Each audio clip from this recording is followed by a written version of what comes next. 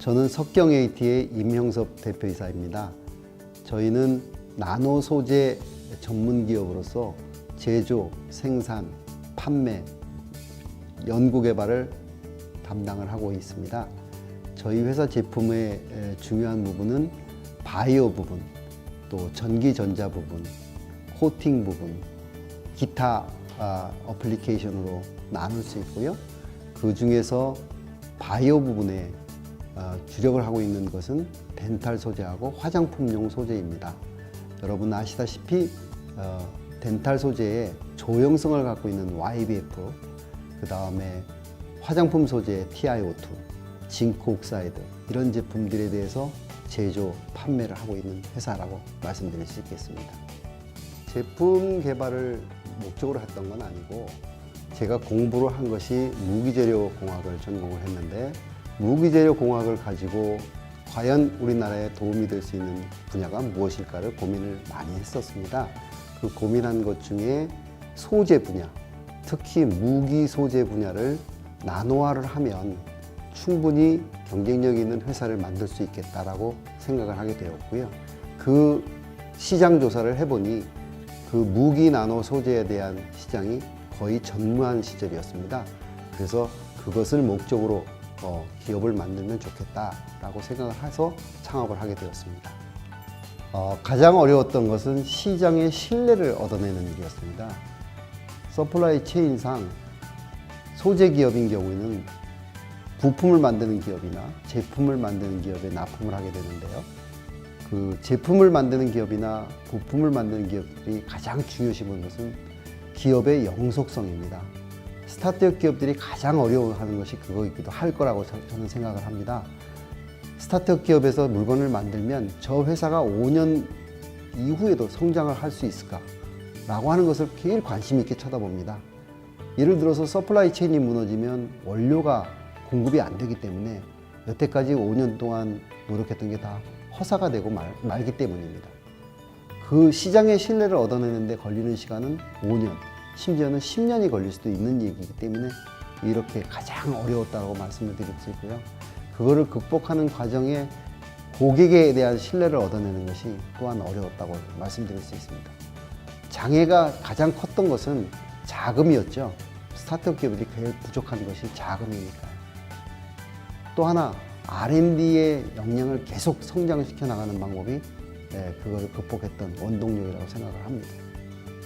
연구개발 능력이 떨어져서는 세계를 진출할 수도 없고, 물건을 만들어 봐야 세계적인 경쟁력 있는 회사들이 물건을 써주지도 않습니다. 가장 어려웠던 게 서플라이 체인에 그 자리매김을 하는 것이었는데, 그 자리매김을 하기 위해서는 우선 R&D를 해야 합니다.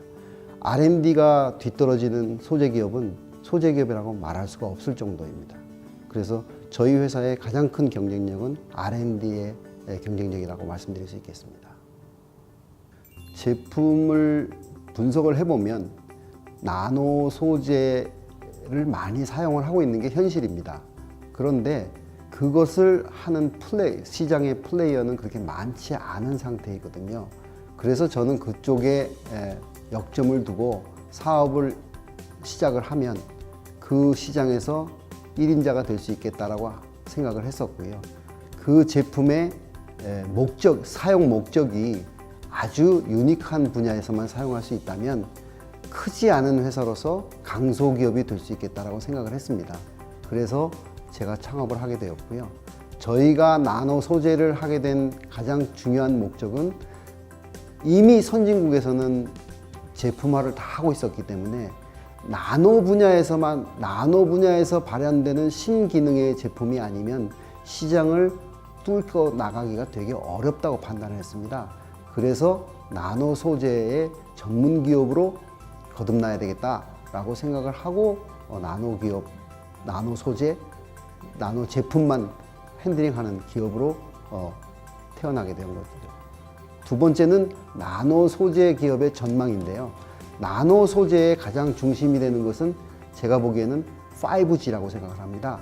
지금 가장 시장에서 격한 시장을 이루어내는 것이 5G 시장입니다.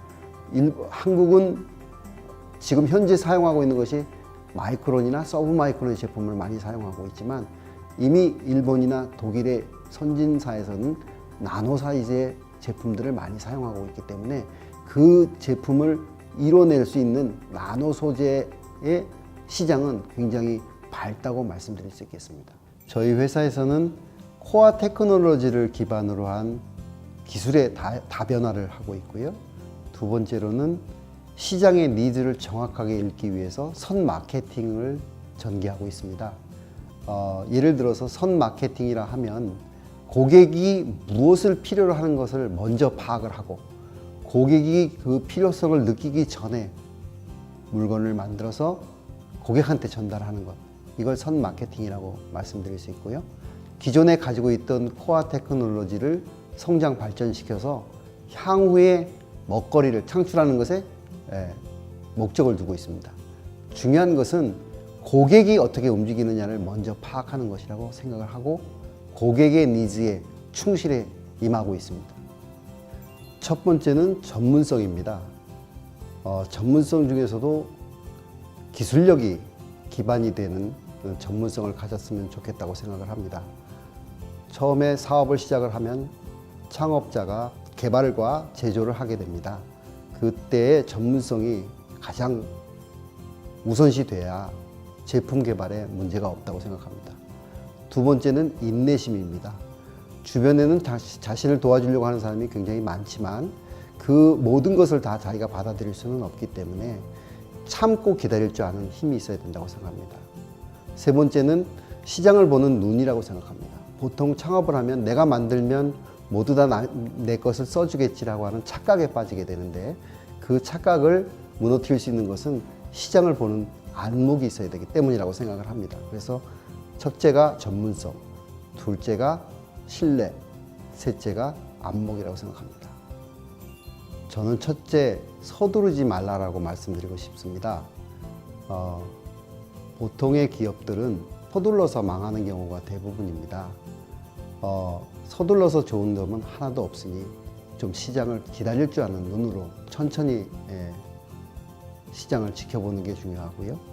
두 번째는 국내 시장보다는 해외 시장에 더 관심을 가져달라고 생각을 말씀드리고 싶습니다.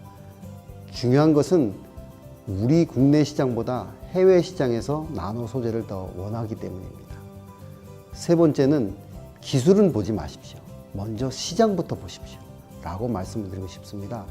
제품을 만드는 것은 기술이 아닙니다. 시장이 요구해서 만들어지는 것이고 물건은 팔아야 살아남을 수 있기 때문입니다.